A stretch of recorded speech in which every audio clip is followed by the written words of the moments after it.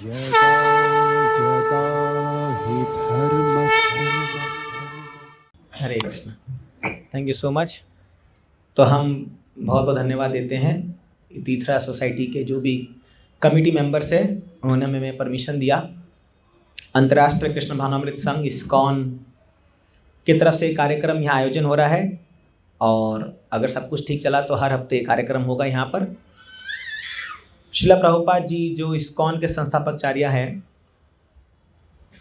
उनकी अथक प्रयास से ये आज संस्था जो है पूरे विश्व भर में 700 से भी अधिक केंद्र बना चुकी है और कोई भी शहर में आप जाइए आपको इस्कॉन का मंदिर मिल जाएगा। इनफैक्ट अगर आप पुणे से पूरा मुंबई तक जाएंगे तो आपको बीच में कम से कम 7-8 केंद्र मिल जाएंगे। अगर आप पुणे स्टेशन स्टार्ट करेंगे तो वहाँ कैंप में हमारा मंदिर है, फिर कातराज में मंदिर है, फिर इधर खारगर में मंदिर है, आगे जाएंगे इधर जुहू मंदिर आता है, मीरा रोड मंदिर आता है, फिर आगे भिवंडी है, थाने हैं। तो ऐसे करके कई सारे केंद्र जो है ये इस्कॉन के बने जा रहे हैं। इसका मुख्य उद्देश्य है कृष्ण भावनामृत।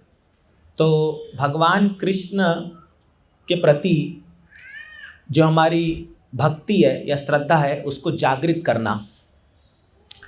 वास्तव में अगर देखा जाए तो प्रत्येक जीवात्मा जो है वो कृष्ण संबंधित है। भगवान भगवद गीता में बोलते हैं। तो सबसे पहले ये भगवद गीता जो है ये हमारा मुख्य ग्रंथ है। कितने लोगों ने भगवद गीता पढ़ी है? गीता किसने पढ़ी है? यस, आपने वो गीता प्रेस गोरखपुर का पढ़ा होगा पक्का, 18 अध्याय। मैंने ही पढ़ा है उसको। तो ये भगवद गीता जो है इसका जो मुख्य संदेश है, भगवद गीता, गीता मतलब गीत गाया गया। हाँ, गीत, हम गीत सुनते थे ना। हाँ, और भगवद मतलब भगवान। तो जो गीत भगवान के द्वारा गाया गया है वो है भगवद गीता।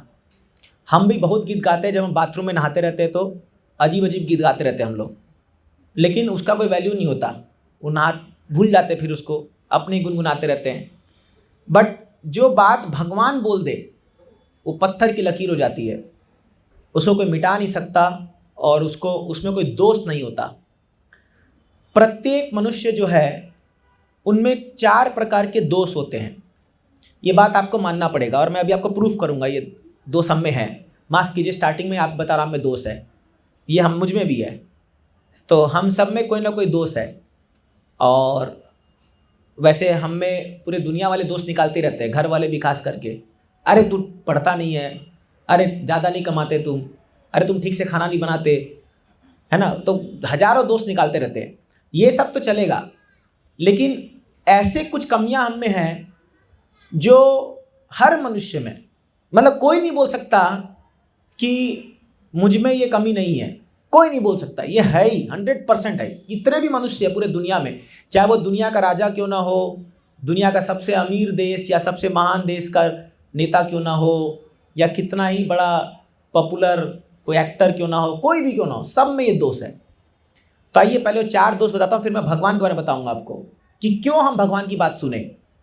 आप कहेंगे अरे ये तो कोई भी गीता लिख दिया होगा, हम भगवान की बात क्यों सुने, हम अपने मन की बात सुनेंगे। अक्सर लोग ऐसा कहते हैं। बट हमें क्यों सुनना चाहिए भगवान की बात, ये मैं आपको आज बताऊंगा। तो 4 दोष में सबसे पहला जो दोष है वो है अपूर्ण इंद्रिया।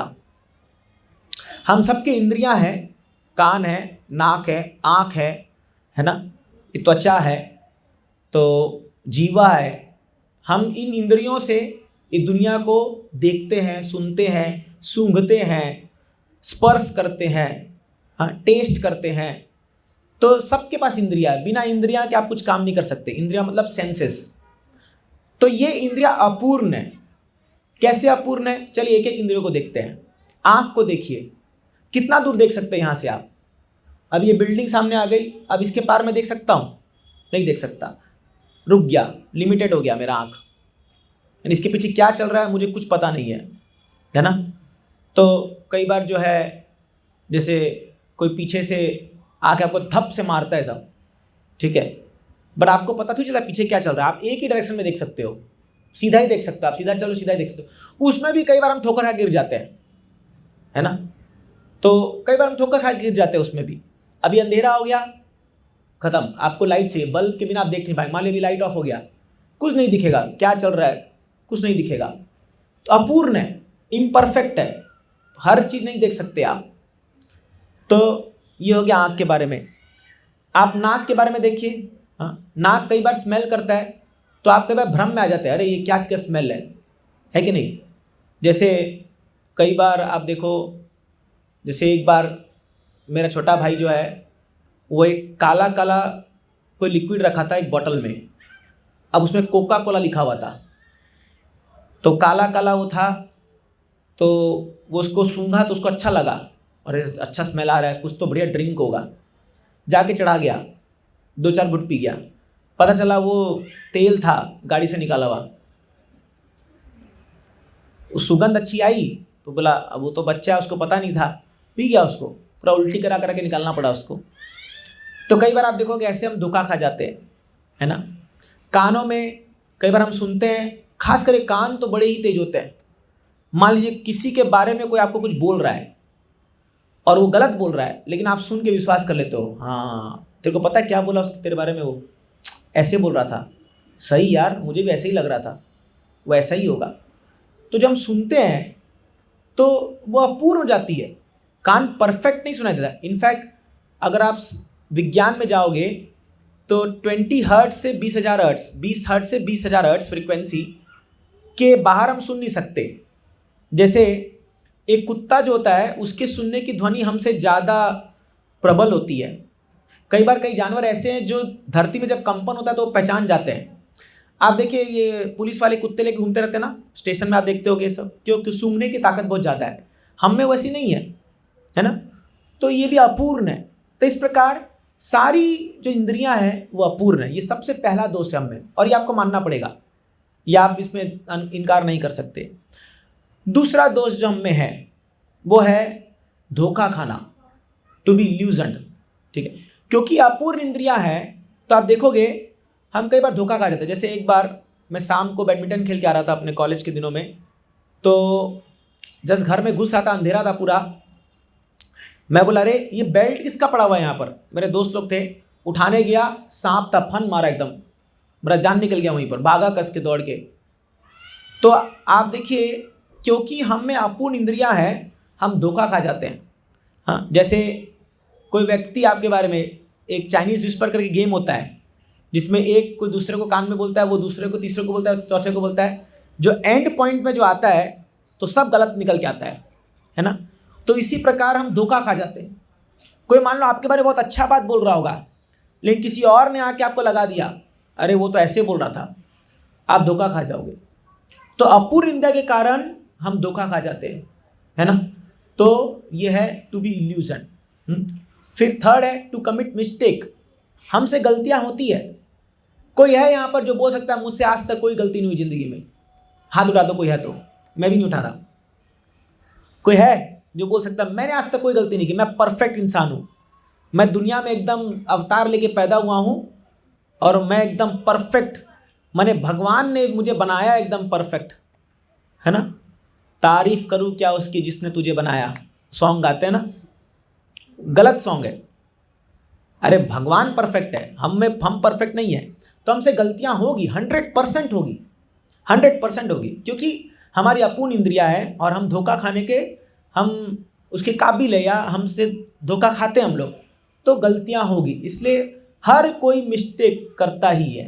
हाँ, मान लीजिए अभी आप, जैसे एक बार मैं अपने दोस्त के बर्थडे में उसको एक कांच का कुछ बढ़िया सा कुछ गिफ्ट देने जा रहा था, तो उसको मैं मेरी बहन को बोला कि तू उसको पैकिंग करके रखना, मैं आ रहा हूँ, पैकिंग कर देना, और इसको जो है मैं दूंगा गिफ्ट। बहुत अच्छा कांच का कुछ आइटम था, तो कुछ शोकेस या कुछ। तो जैसे ही मैं आया तो वो बोलते कुछ और गिफ्ट दे देते हैं ना, ये अच्छा नहीं लगेगा, ये जो गिफ्ट था। मतलब क्यों, क्या हो गया? नहीं कुछ और दे देते हैं। मतलब क्या हो गया? बोला वो तो टूट गया। बोला पैक करते करते हाथ से छूटा, धड़ाम, चकनाचूर हो गया वो। अब क्या करें? जैसे एक बार एक बड़ा साइंटिस्ट आइजैक न्यूटन, हम न्यूटन के बारे में नाम सुनते बहुत, उसका कुत्ता था, तो वो ना कुछ रिसर्च करके पेपर लिखा था। लोग थ्योरी वोरी लिखते हैं ना, पेपर ऊपर लिखते हैं। तो एक कुत्ता जो है वो पेपर ही चबा गया। पहले कंप्यूटर नहीं यूज होता था, तो पेपर में लिखते थे लोग, वो पेपर को ही चबा गया। अब ये उसको देख रहा है कुत्ते को, क्या करूँ यार, तेरे को मारूं कि छोड़ूं, क्या करूं, मारने से क्या फ़ायदा और छोड़ने से भी क्या फ़ायदा, खा गया तो खा गया। तो क्या है, कमिट मिस्टेक। हर व्यक्ति के अंदर ये अवगुण है कि उससे गलतियां होती है, और क्योंकि गलतियां होती है तो चौथा जो अवगुण है वो है धोखा देना। पहले धोखा खाना, फिर धोखा देना, चीटिंग प्रोपेंसिटी। तो आपसे गलतियां होगी तो आप उसको छुपाने का प्रयास करोगे 100%, क्योंकि कोई नहीं चाहता कि मैं एक्सपोज हो जाऊं दुनिया में। हम में से कोई चाहेगा कि हमसे गलतियां हो जाए और कोई हमें पकड़ ले? कौन चाहेगा? कोई नहीं चाहेगा, क्योंकि बेइज्जती हो जाएगी, हमारी बदनामी हो जाएगी। तो इसलिए गलतियां होती है तो उसको छुपाते हैं कुछ तो करके, है ना। जैसे जब पहले जब विदेश से कोई बड़े बड़े नेता लोग आते थे, तो जब हमारे भारत में उनको घुमाते थे ना, तो जितने भी स्लम एरिया है जहाँ मतलब तो चौल वल टाइप के लोग जो रहते थे, उनको चद्दर से ढक दिया जाता था। यस, उनको ढका जाता था ताकि लोग हमारी गरीबी को ना देखे देश की। उनको खाली अच्छा चीज़ दिखाते थे, हाँ, और पूरा ढकते थे वो। अभी आप यूट्यूब में जाके वीडियो देखिए, दिखाएंगे आपको कैसे ढके। वो चल रहे गाड़ी में, इधर पूरा बस्ती फैला पड़ा है पूरा एकदम, हाँ, लेकिन उसको ढक के दिखाते, देखो कितना सुंदर है हमारा देश। तो क्या है, चीटिंग प्रोपेंसिटी, धोखा देना, ये सबकी प्रवृत्ति है, हम सबकी प्रवृत्ति है ये धोखा देना। तो ये 4 प्रकार के जो अवगुण हैं वो हर व्यक्ति के अंदर है, हर मनुष्य के अंदर है, और इसीलिए मनुष्य कोई भी कार्य करे उसमें त्रुटियां होगी। आप कोई भी काम कीजिए दुनिया में, उसमें त्रुटियां होगी, ये एक्सेप्टेड है। तो अगर आप किसी व्यक्ति से एक्सपेक्ट कर रहे हो कि ये परफेक्ट होना चाहिए, मेरा बच्चा तो फर्स्ट ही आना चाहिए, अगर सेकंड आ गया ऐसा नहीं हो सकता, है ना। तो क्या है, ये बहुत ज़्यादा एक्सपेक्टेशन है, अनरीजनेबल एक्सपेक्टेशन है। हमें किन से एक्सपेक्ट करना चाहिए? जो व्यक्ति पूर्ण है, और वो कौन है? भगवान। तो हम गीता क्यों पढ़ते हैं? क्योंकि भगवत गीता ऐसे इंसान ने कहा है जो पूर्ण है, जिनमें कोई दोष नहीं है। भगवान की इंद्रियां पूर्ण है। भगवान एक जगह बैठे बैठे आगे भी देख सकते, पीछे भी देख सकते, दाएं भी देख सकते, बाएं भी देख सकते हैं। उदाहरण देता हूं आपको। जब भगवान वृंदावन में अपने ग्वाल बालों के साथ भोजन करते थे, तो भगवान हर दिन लंच पे जाते थे टिफिन बॉक्स लेकर के। तो सारे जो ग्वाल बाल थे उनके, वृंदावन के जो सारे उनके जो सखा लोग थे, वो सब आते थे, और ये लोग कहीं फॉरेस्ट, कहीं वन में जा करके बैठते थे। तो भगवान बीच में बैठते थे, कृष्ण बीच में बैठे हैं, और सारे लोग उनको ऐसा सर्कल करके बैठते थे। और सब जब टिफिन लाते थे तो सबकी माँ जो है वो टिफिन में एक लड्डू अपने बेटे के लिए और एक लड्डू कृष्णा के लिए भेजते थे। बोलते थे ये तू मत खाना, ये कृष्णा के लिए। इतना प्रेम था माताओं का भगवान के प्रति। तो जब बैठते थे तो भगवान बोलते थे सबको, खोलो खोलो टिफिन खोलो, अपना टिफिन खोलो। तो बोलते थे मैया ने क्या भेजा है मेरे लिए, दिखाओ। तो बोलते थे कृष्णा ये तेरे लिए, ये मेरे लिए। हाँ, तो अभी कृष्णा के इर्द गिर्द सैकड़ों वो ग्वाल बाल बैठते थे, लेकिन सबको क्या लगता था कि कृष्णा मेरे से पर्सनली डील कर रहे हैं। मतलब एक ही कृष्णा बैठे हैं वहाँ पर, लेकिन सबको क्या लग रहा है कि एक साथ सबके साथ साइमल्टेनियसली, मतलब एक ही स्थान पर भगवान सबका लड्डू खा रहे हैं, या जो भी चीज़ वो लाया है खा रहे। आप कर सकते क्या ये? मान लीजिए आपके बहुत सारे दोस्त हैं और एक ही दिन 2 लोगों का बर्थडे है या 3-4 लोगों का बर्थडे है। आप एक साथ जा सकते हैं हर जगह? किसी को तो टरकाना पड़ेगा, झूठ बोलना पड़ेगा, कुछ तो बोला अरे बीमार पड़ गया यार नहीं आ सकता, कुछ तो करना पड़ेगा। बट कृष्ण ऐसे नहीं है, उनकी इंद्रियां पूर्ण है। इनफैक्ट शास्त्र कहता है कि भगवान की एक इंद्रियां सब एक इंद्रिय का काम कर सकती है, सकल अग्रहाना। जैसे अपना आंख से हम केवल देख सकते हैं, खा नहीं सकते। कोई आंख में आपके रसगुल्ला ठूस दे, खा पाओगे उसको? पूरा रस रस हो जाएगा एकदम, हम लोग अंधे हो सकते हैं, है ना। मुंह से हम देख नहीं सकते, एक इंद्रिया एक ही काम करती है। बट भगवान ऐसे नहीं है। भगवान की हर एक इंद्रियां हर एक इंद्रिय काम कर सकती है। मतलब भगवान आंख से खा सकते हैं, आंख से बोल सकते हैं। और ये भगवान करते हैं ना, जब आप भोग लगाते हो भगवान को, तो भगवान आके चबाते तो आप देखते हो, कोई देखता चबाता है भगवान आकर के? नहीं, भगवान आंख से देख के खा लेते हैं, भगवान देखते ही खा लेते हैं उसको। सच है ना? तभी तो भगवान फोटो सामने लगाते हो और आप प्रार्थना करते हो भगवान आप आके भोग खाइए, है ना? तो भगवान को अपनी हर एक इंद्रिया जो है उनकी पूर्ण है, हर एक इंद्रिया दूसरी इंद्रिया काम कर सकती है। भगवान योग निद्रा में लेटे हुए हैं, लेकिन फिर भी उनको पूरे दुनिया में क्या कहाँ चल रहा है सब कुछ पता है उनको, सब कुछ। अभी यहाँ पर सत्संग चल रहा है और आप सब यहाँ बैठ के कथा सुन रहे हैं भगवान की, वो उनको पता है। और वो बड़े योग निद्रा में लेटे होंगे, लेकिन उनको पता चल रहा है अरे ये फलाना व्यक्ति आया था शनिवार को शाम को इस सोसाइटी में बैठ के मेरे बारे में सुना था, तो भगवान आपको याद करेंगे। ये सच्चाई है। तो इस प्रकार भगवान की सभी इंद्रियां पूर्ण है, भगवान से कभी कोई गलती नहीं हो सकती है। वो जो भी करते हैं एकदम परफेक्ट करते हैं, एकदम परफेक्ट। तो एक बार सत्यभामा भगवान द्वारका जब लीला कर रहे थे, तो सत्यभामा भगवान भी जैसे हस्बैंड अगर लेट आते घर में तो सब डांटती ना पत्नियां, क्या हो गया इतना काम होता है, घर के प्रति जिम्मेदारी नहीं है, इतना लेट आए तुम। तो भगवान भी कुछ ऐसी गृहस्थ की लीला कर रहे थे।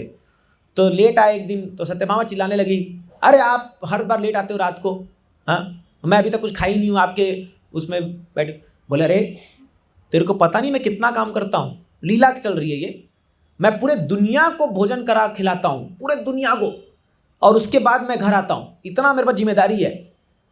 तो सत्यभामा बोले अच्छा तुम सबको भोजन कराते हो? बोले हाँ मैं सबको खिलाता हूँ, सबको। तो नेक्स्ट दिन सत्यभामा बोली कि मैं टेस्ट लूँगी भगवान का। तो वो क्या करी, सिंदूर का डब्बी जिससे वो मांग भरते हैं, उसमें एक चीटी थी, उस चीटी को सिंदूर का डब्बी बंद कर दी उसको।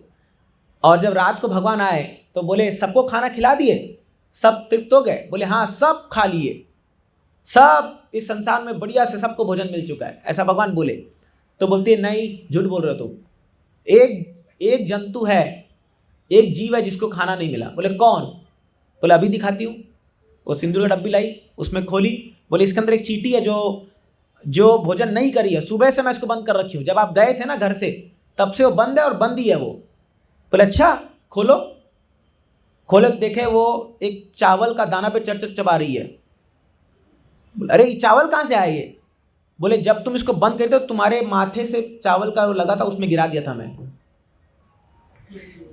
तो भगवान सब जो भी काम करते हैं परफेक्ट करते हैं, परफेक्ट। महाभारत का युद्ध चल रहा था, महाभारत के युद्ध में हजारों सैकड़ों लोग मारे गए, बहुत खून बहा।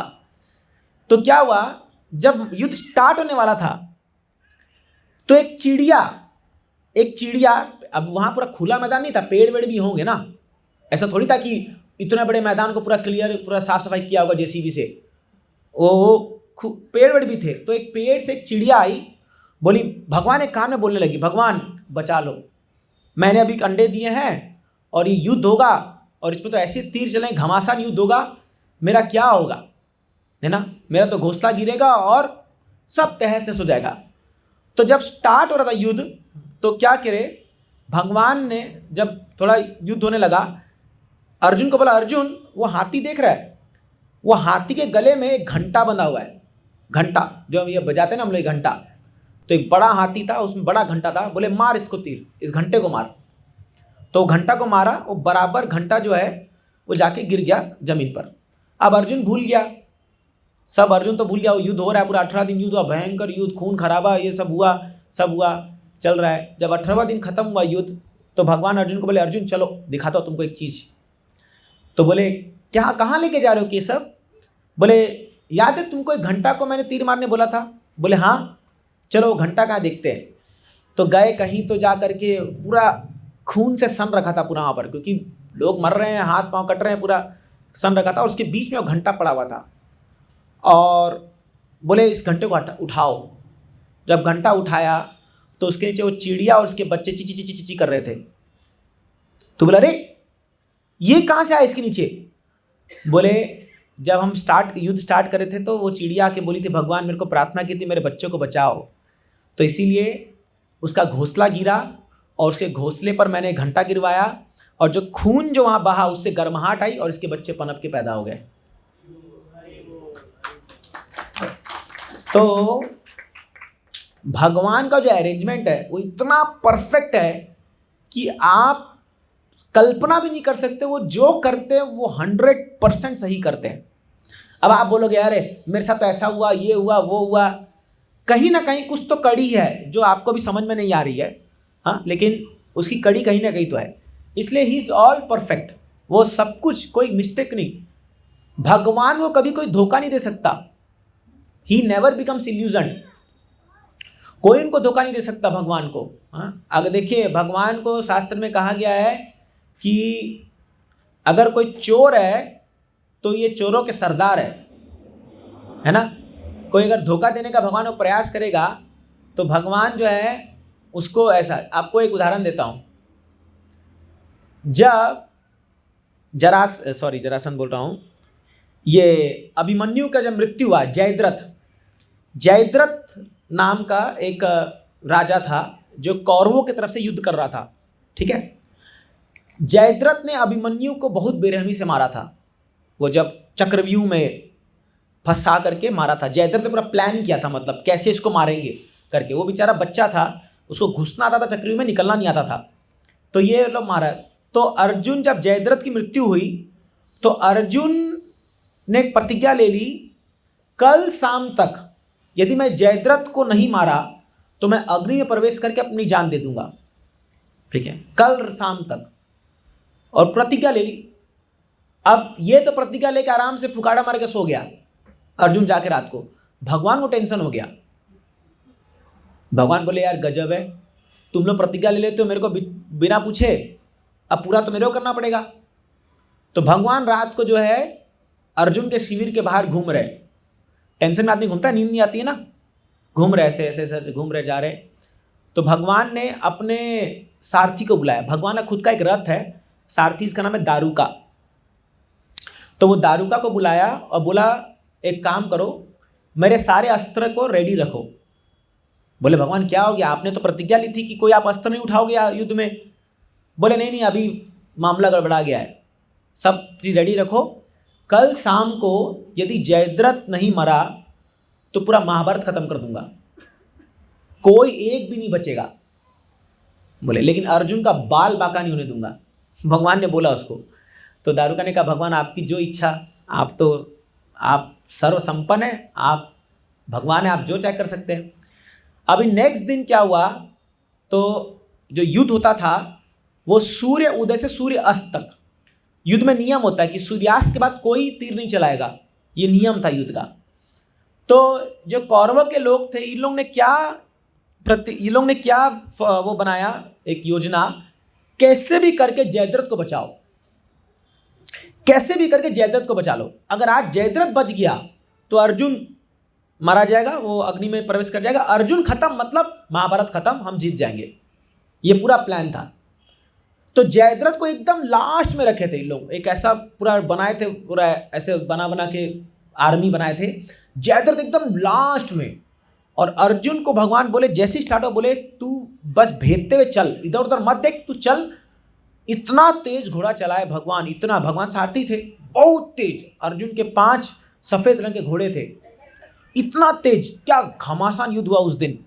इतना तेज कि घोड़े बेहोश होके गिर गए, पानी भी नहीं मिल पा रहा था ना उनको, बेचारे दौड़ रहे, कई किलोमीटर तक भगाया। तो फिर भगवान खुद उतर करके अब इधर से भयंकर तीर आ रहा है, अर्जुन एक तीर इधर ऐसे मारे जा रहा है, बचाए जा रहा है, मारे जा रहा है, पूरा एकदम पियर्स करते हुए, छेदते हुए जा रहा है पूरा उस आर्मी को। जब जा रहा है तो बीच में बेहोश हो गया ये।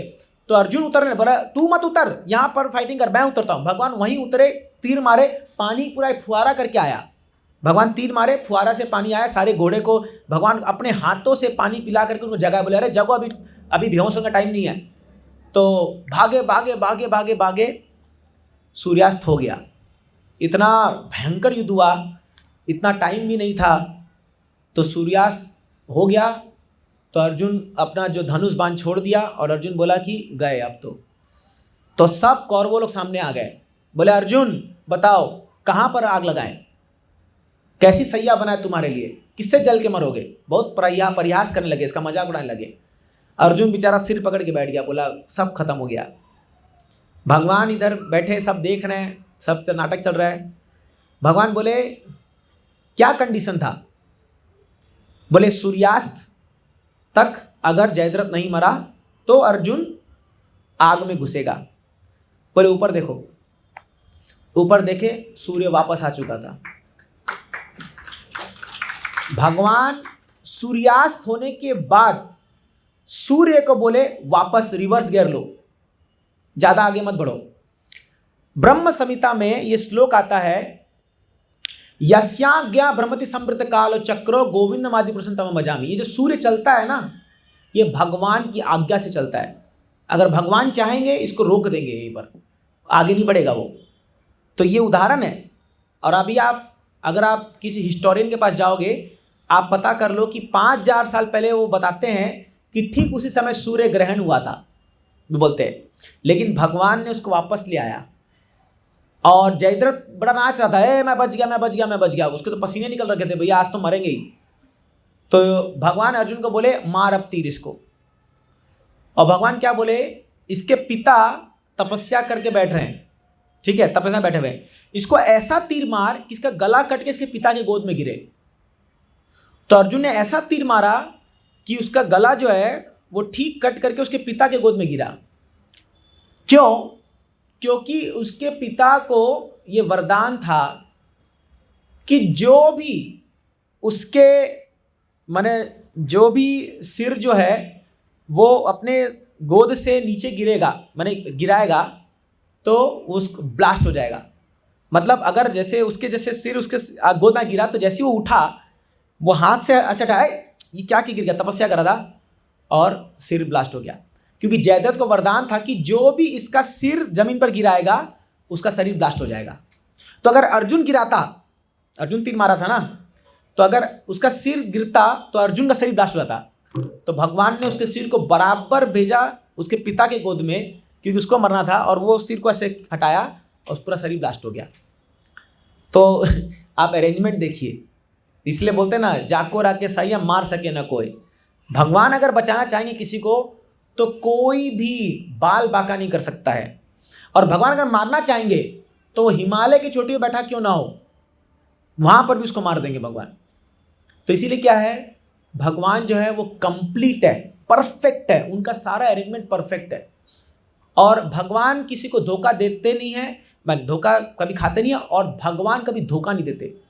ये बात आप याद रख ले कि आप अगर कृष्ण पे विश्वास रख रहे हो, कभी धोखा नहीं देंगे भगवान। भगवान अपने प्रतिज्ञा को पालन करने के लिए कोई भी हद तक जा सकते हैं, कोई भी हद तक। उनको अपनी नहीं पड़ी हुई है कि मेरा क्या होगा, लोग मेरे बारे में क्या कहेंगे। लेकिन भगवान अपने प्रतिज्ञा, अपने भक्त की प्रतिज्ञा को अगर कोई उनका भक्त कुछ कह दे, मान लीजिए अगर भगवान ने किसी भक्त ने आपसे कुछ कह दिया कि जाइए ये हो जाएगा, अरे दुनिया इधर की उधर हो जाए, वो सच होगा। इसीलिए एक वैष्णव, एक भक्त जो होते हैं, उनकी कृपा अगर मिल जाए तो आपका बेड़ा पार है, समझ लीजिए। क्योंकि भगवान गीता में खुद कहे, कौन्तेय प्रति जानी ही नमे भक्त्या प्रणश्यति क्षिप्रम भवति धर्मात्मा सात्वं शांति निगच्छति कौन्तेय प्रति जानी नमे भक्त्या प्रणश्यति। हे अर्जुन, तुम माइक ढोल नगाड़ा लेके ये डिक्लेयर कर दो पूरे दुनिया में कि मेरा भक्त कभी नाश नहीं हो सकता। तो कोई अगर कृष्ण भक्ति कर रहा है, कोई कृष्ण की सेवा कर रहा है, ये मान के चलिए उसका कभी नाश नहीं हो सकता, कभी नहीं, कभी भी नहीं। ये भले शरीर मर जाएगा, खत्म हो जाएगा, लेकिन उसकी जो गति है वो बहुत उत्तम होती है। तो क्योंकि भगवान में ये चार जो दोष हम में है वो नहीं है, इसीलिए वो भगवान है। और इसीलिए उनकी बातों को सुनना ये हमारे लिए उत्तम लाभकारी है। देखिए हम लोग टीवी में, न्यूज़ में कितने उटंग पटांग चीज सुनते रहते हैं। आज कोई एक पॉलिटिशियन वहां से कुछ बोल देता है, पूरा हेडलाइन, इसने ये बयान दिया, इसने ये कह दिया, दिन भर वही चलता रहेगा। अरे भाई तुम्हारी क्या वैल्यू है? कुछ भी उटंग पटांग बोल देता है वो, अरे बस इसने बोल दिया, कुछ वैल्यू नहीं है उसकी। और हम लोग देखिए, हम इतने बड़े मूर्ख बन जाते हैं कि यहाँ भगवान हमसे कह रहे हैं। ये भगवद गीता क्या है? ये भगवान का पर्सनल कन्वर्सेशन है, हमारे साथ वार्तालाप है।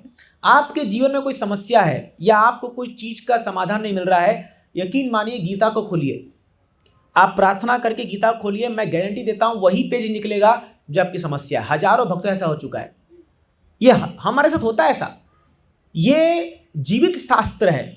ये केवल एक ऐसी किताब नहीं जो स्कूल बुक में पढ़ करके लोग पहले तो उसको पूरा हजम करते हैं, फिर उल्टी करके आ जाते हैं, एग्जाम में पास होके भूल जाते हैं, फिर उसको फिर रद्दी में बेच देते हैं उसको, फिर अगले साल ऐसे ही होता है ना।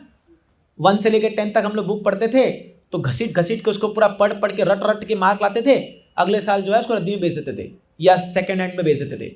ये गीता ऐसी नहीं है। ये एक किताब जीवन पर्यंत आपके साथ रह सकती है। इसको आप 1000 बार पढ़ोगे और 1001वां बार पढ़ोगे तो आपको लगेगा मैंने तो कुछ पढ़ा ही नहीं है इसमें। ऐसी किताब है ये, ऐसी किताब है ये, आजमा के देख लो। तो आप अगर गीता पढ़ोगे, हर बार पढ़ोगे, आपको लगेगा कुछ तो नया है इसमें, क्योंकि ये भगवत वाक्य है, भगवान के द्वारा निकला हुआ वाक्य है, जो वेद वाक्य है, जो कभी गलत नहीं हो सकता, कभी नहीं। तो इसलिए हमको जो है ये फालतू की बातों को छोड़ करके गीता पे विश्वास रखना चाहिए। और जिन लोगों ने गीता की बात को माना है, आप यकीन मानिए उनका जीवन जो सुधरा है, आप सोच भी नहीं सकते वो कैसे बदल गए अपने जीवन में, जिन लोगों ने भी इस बात को माना है। तो इसीलिए यहाँ काफ़ी लोग नए लोग बैठे हुए हैं, मैं सबसे आग्रह करता हूँ आप भगवत गीता पढ़िए, हर दिन 1 श्लोक पढ़िए, 5 मिनट लगता है, शाम को, रात को सोने टाइम में या सुबह उठ करके, कोई भी टाइम, कोई भी दिन में कभी भी आप पढ़िए, भगवत गीता पढ़िए, हर दिन पढ़िए। ये हमारा धर्म ग्रंथ है, ये हमारे शास्त्र हैं।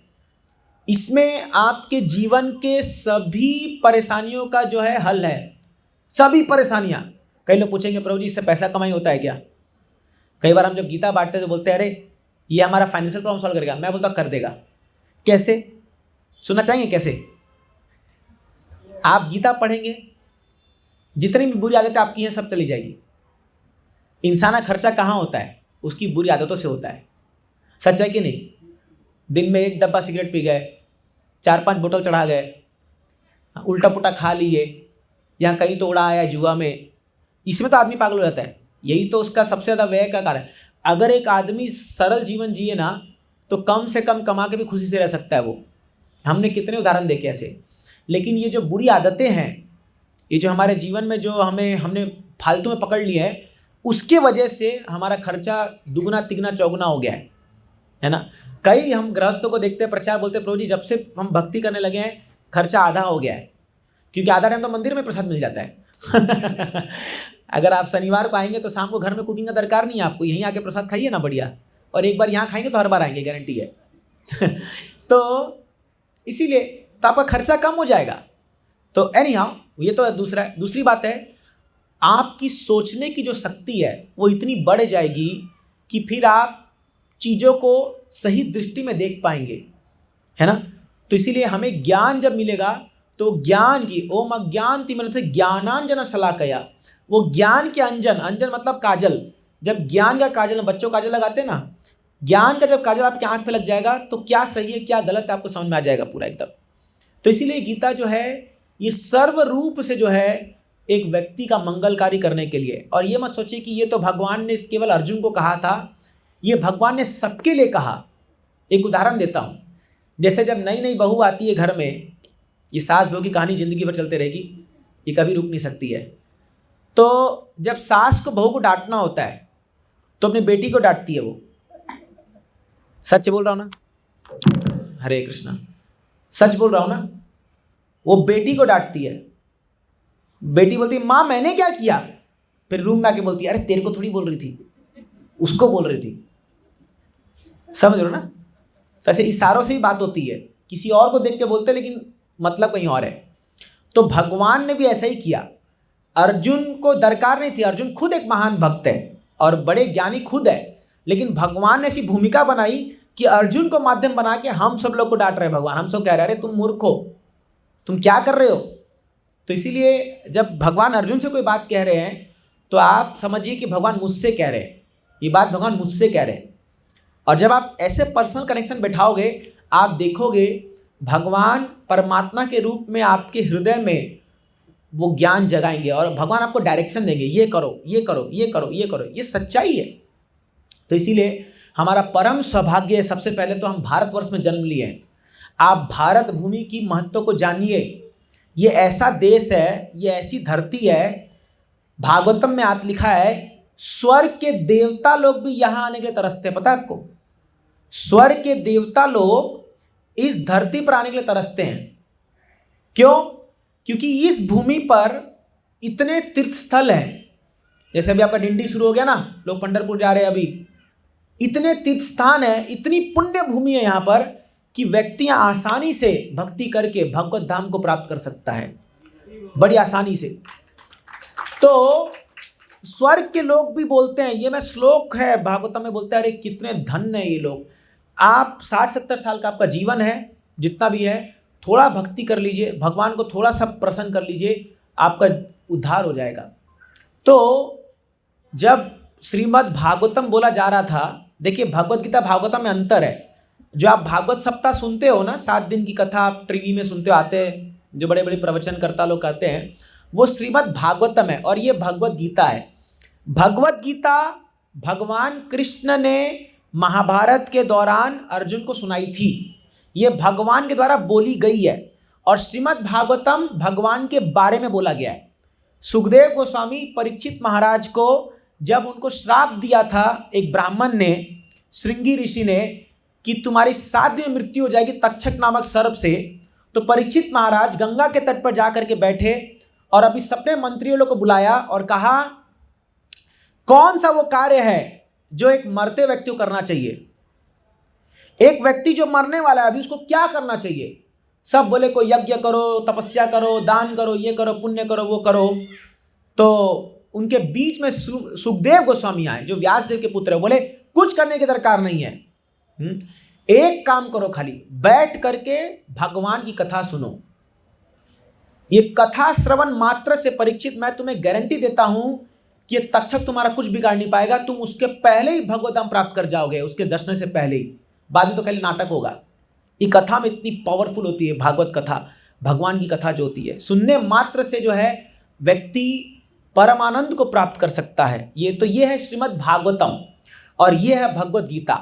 तो हमारा जो इस्कॉन मूवमेंट है, अंतर्राष्ट्रीय कृष्ण भावनामृत संघ, ये इन 2 किताब पर आधारित है। एक है भगवत गीता जो 700 श्लोक 18 अध्याय है, और एक है श्रीमद् भागवतम जो 18,000 श्लोक है। वो पूरा एक कार्टून में भर के आता है वो बुक्स, उसका पूरा 12 कैंटो है, उसमें लगभग 18 बुक किताब है, उसमें 18,000 श्लोक भी है। तो वो है भागवतम। तो जब पहले हम गीता पढ़ते हैं फिर हम भागवतम पढ़ते हैं। तो अभी हम लोग सब गीता पढ़ रहे हैं, भगवत गीता, तो पहले इसको अच्छे से समझना चाहिए भगवत गीता को। तो मैं कथा बता रहा था कि जब भागवतम बोला जा रहा था, सुखदेव गोस्वामी जब परीक्षित महाराज को भागवतम सुना रहे थे ये सुखताल में गंगा के तट पर, तो देवता लोग अमृत का कलश लेके आए थे। वो अमृत जो आपको समुद्र मंथन पता है, देवता और दानव समुद्र मंथन करते, फिर मोहिनी मूर्ति आती है, उनको अमृत पिलाती है देवताओं को।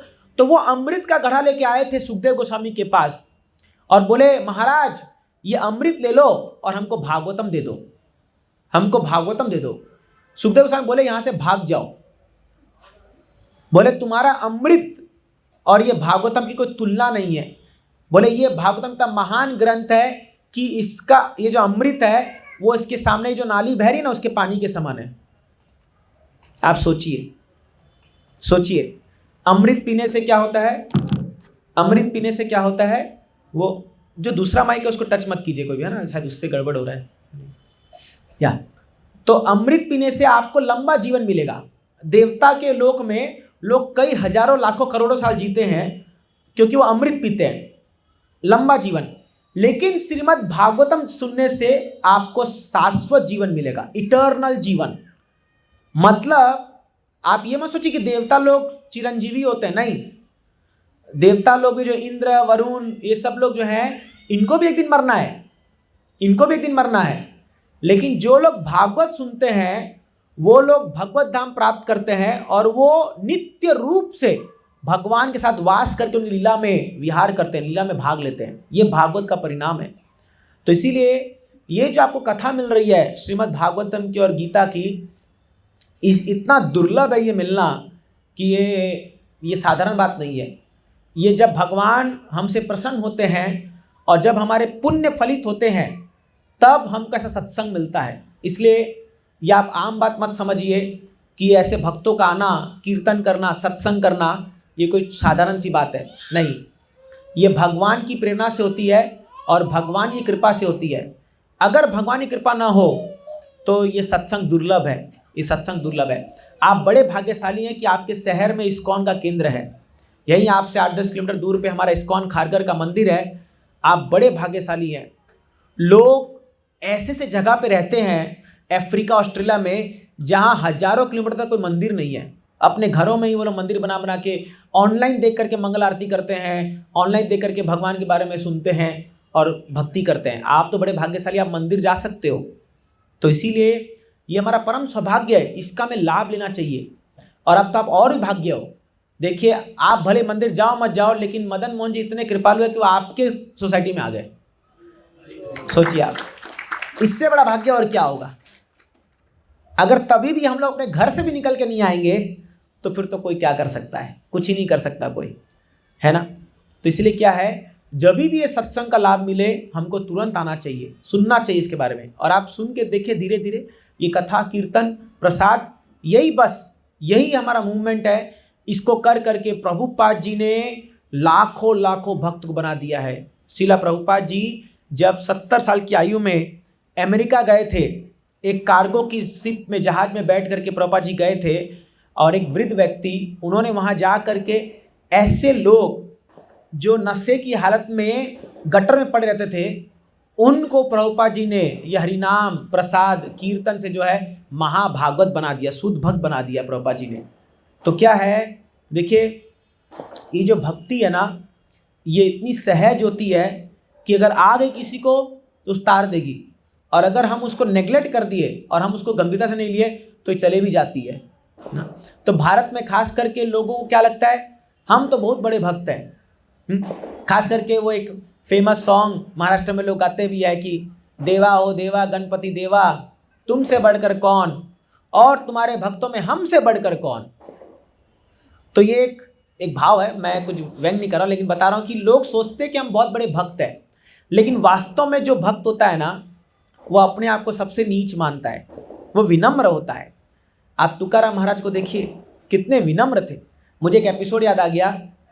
तुकाराम महाराज एक बार, छत्रपति शिवाजी महाराज जो है वो तुकाराम महाराज को टेस्ट करना चाहते थे, उनका परीक्षा ले रहे थे।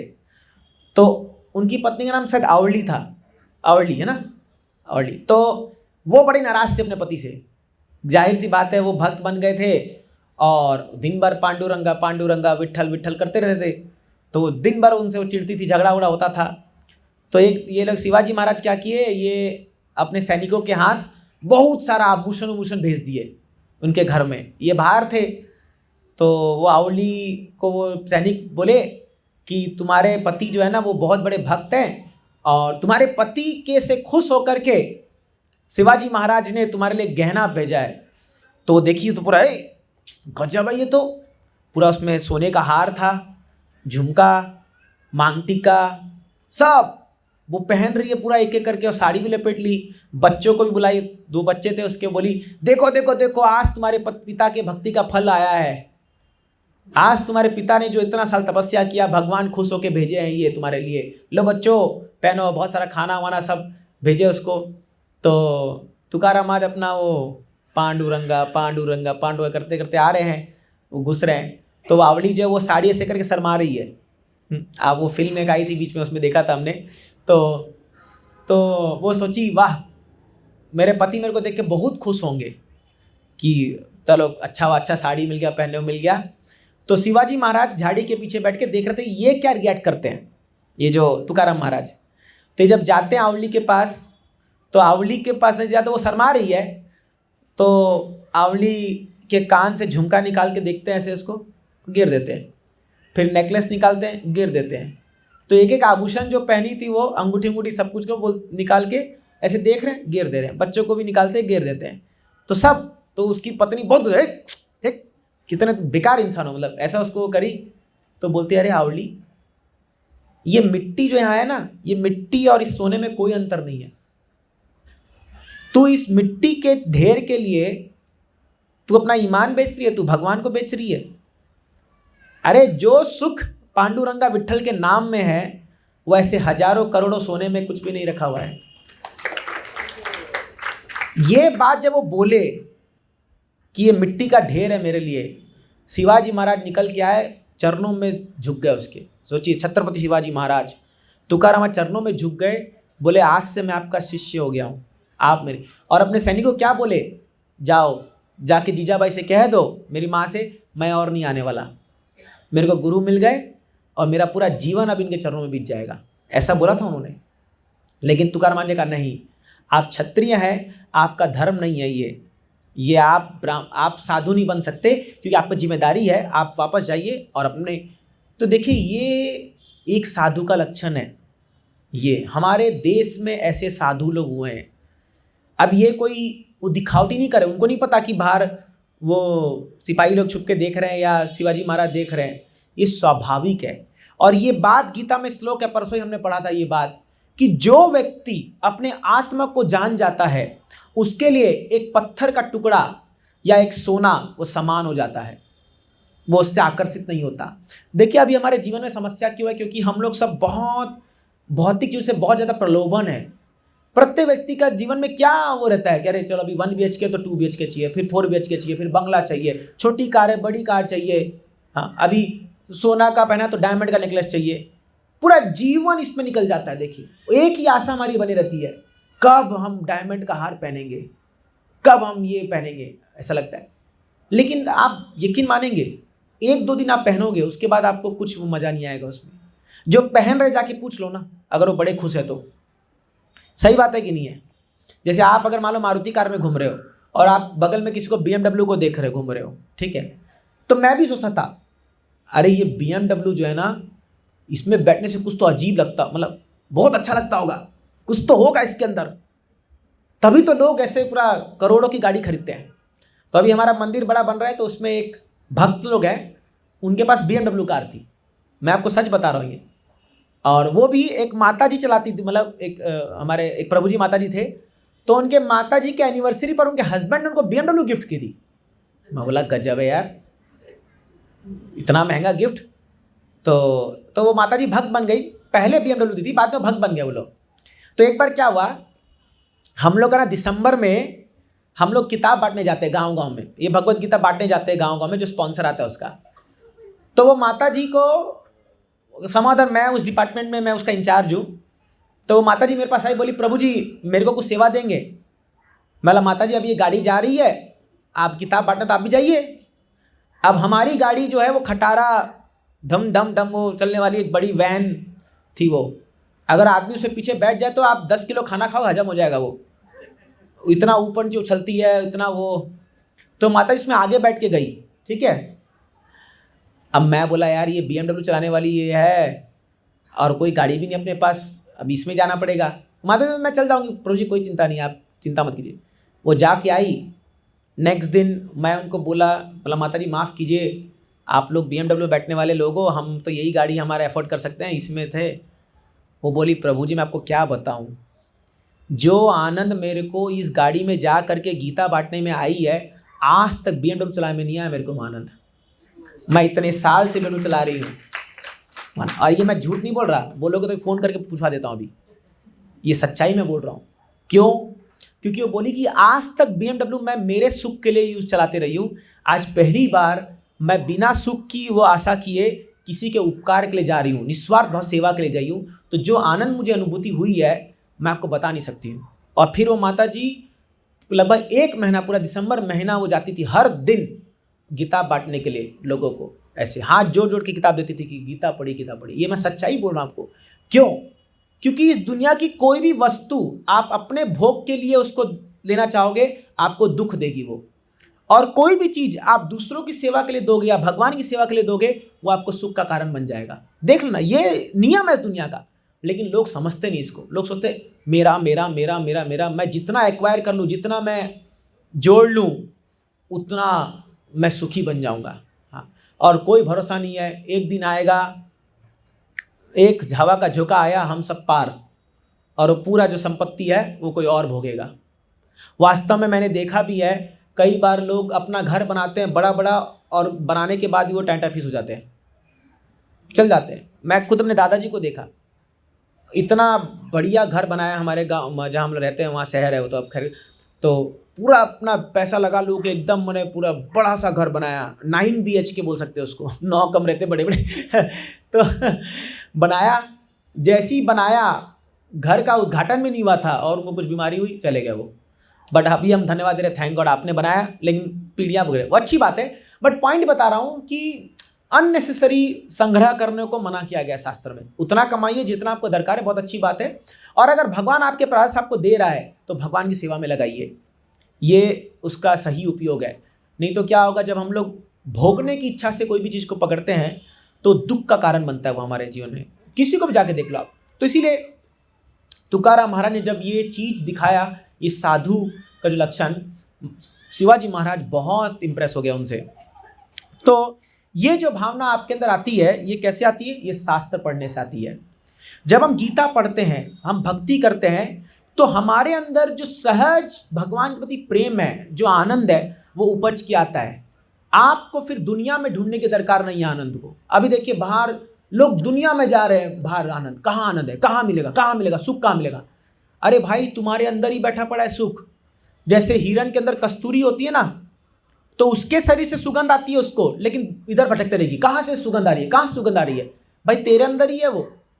तो एक साधु जो है या एक भक्त जो है, वो एक स्थान में बैठ करके ही अपने आप भगवान का नाम लेकर के आनंद प्राप्त कर सकता है। हरे कृष्णा कृष्णा कृष्णा हरे हरे, हरे राम राम राम हरे हरे। जैसे क्लास के पहले हम लोग जप कर रहे थे, तो यहाँ पर भक्त लोग जब जप करते बैठ करके, कोई उनको दुनिया का कुछ दरकार नहीं है, केवल 20 रुपए की माला ले करके आप वो सुख प्राप्त कर सकते हो जो 20 करोड़ का घर बना कर एक आदमी प्राप्त नहीं कर सकता। समझ रहे आप? 20 रुपए की माला लेके, मैं गारंटी दे रहा हूं आपको ये चीजें, ये सच्चाई है। लेकिन आपको इसको प्रैक्टिस करना होगा, आपको इसके बारे में सुनना होगा, समझना होगा। तो इसलिए उस चीज को प्राप्त करने का प्रयास कीजिए जो बहुत चीपली आपको अवेलेबल है। कई बार लोग भक्ति को बड़ा चीप समझते हैं। क्यों? क्योंकि चीपली अवेलेबल है।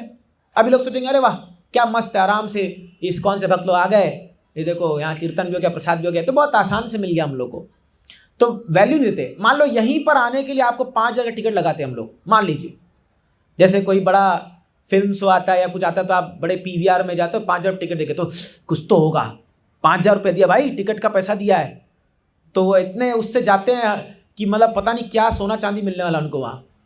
अरे वही घिसी पिटी फिल्म है, एक हीरो एक हीरोइन पहले प्रेम करेंगे, फिर झगड़ेंगे, अलग होंगे, कोई 2-4 लोग मरेंगे उसमें, और लास्ट में लिख देंगे and they lived happily ever after. इसके बाद ये लोग सुखी से जिए। एक मुझे बता दो लोग जो सुखी से जी रहे हैं, एक भी अगर फिल्म स्टोरी की कहानी जो एंड होती है, फिल्म है भाई, वो रियलिटी में आई है, रियल दुनिया में आई है। तो इसीलिए क्या है, वो 3 घंटा आदमी जाके सोचता है कि अब सब रिलैक्स हो गया, एक्चुअली वो भुलाता है अपने गर्म को। जितने भी लोग जो ये फिल्म जाते हैं या शराब खाना जाते हैं या सिगरेट पीते हैं, वो कोई सुख थोड़ी है।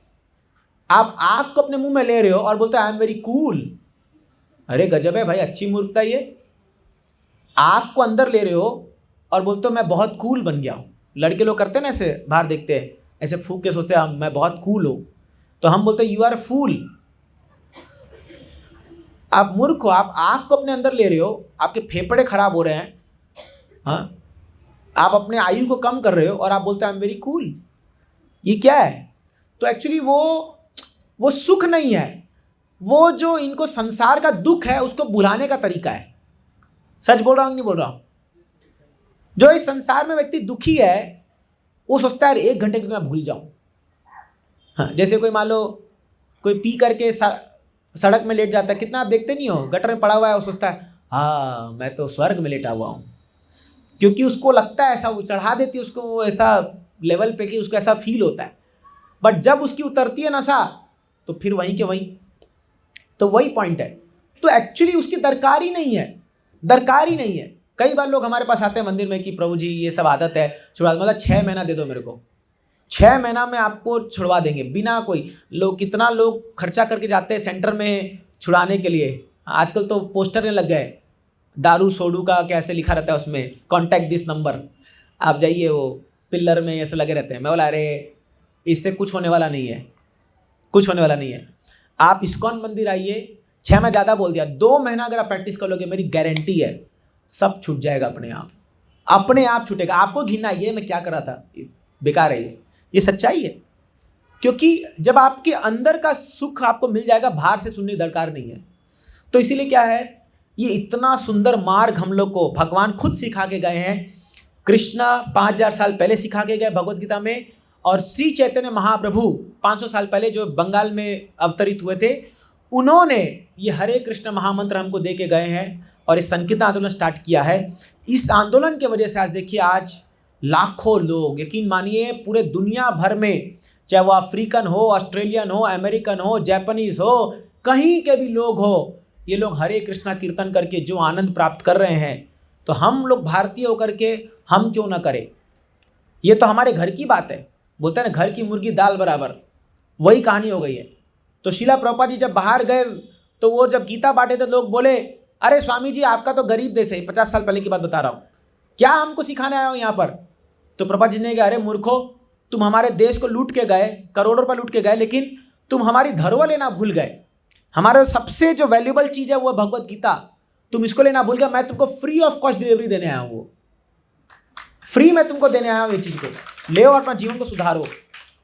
तो इसीलिए पूरे दुनिया भी इसको पालन कर रहा है। आप यूट्यूब में देखो, बहुत इस्कॉन के वीडियो आते हैं, जगह जगह में लोग, उनके लोग तो वहाँ सब जीन्स पैंट टी शर्ट छोड़ करके साड़ी वड़ी पहन रहे माता है।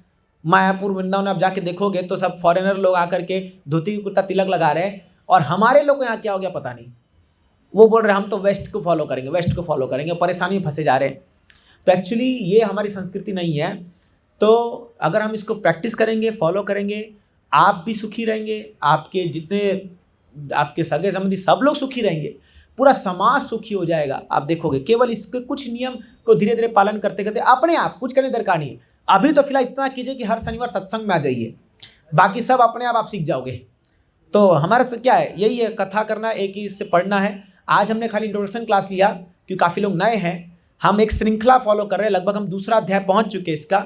तो हम अगले शनिवार से वो श्रृंखला को फॉलो करेंगे। हम आत्मा के बारे में चर्चा कर रहे थे, तो आपको हम और बताएंगे। हमारे लेक्चर्स हमारे यूट्यूब चैनल पे आ जाते हैं सब, वो लिंक आपको ग्रुप में ऐड कर देंगे, उसमें चला जाएगा, तो आप वो सुन सकते हैं। पूरे गीता पे लेक्चर्स है, सब कुछ है। आप संडे को मंदिर आ सकते हैं, कीर्तन में भाग लीजिए। तो बहुत आपका जो वीकेंड है शनिवार रविवार, उसको इतना सुंदर बनाइए कि आप देखिए, आप बड़े आनंद से जो है पूरा वीकेंड जाएगा, और फिर 5 दिन आपको ऊर्जा मिल जाएगी। एक भी दिन आप सत्संग में आओगे, पूरे हफ्ते की ऊर्जा मिल जाएगी आपको, और फिर थोड़ा बैटरी डाउन होगा, फिर सत्संग में आ जाओ, फिर बैटरी चार्ज हो जाएगा। तो यही करना है अपने को, धीरे धीरे आप भक्ति में आगे बढ़ते जाओगे। तो यही हमारा प्रोसेस है।